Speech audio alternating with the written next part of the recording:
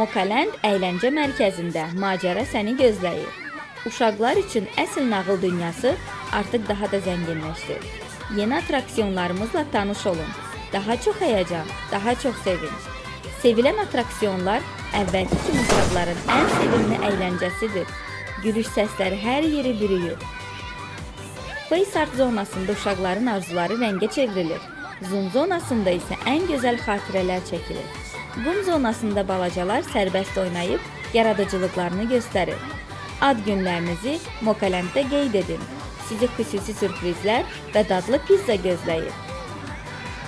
Valideynlər üçün rahat, uşaqlar üçün isə unudulmaz anlar. Ailənizlə birlikdə keyfiyyətli vaxt keçirmək üçün ən doğru ünvan Mokaland. Gəlin birlikdə əyləncənin dadını çıxaraq.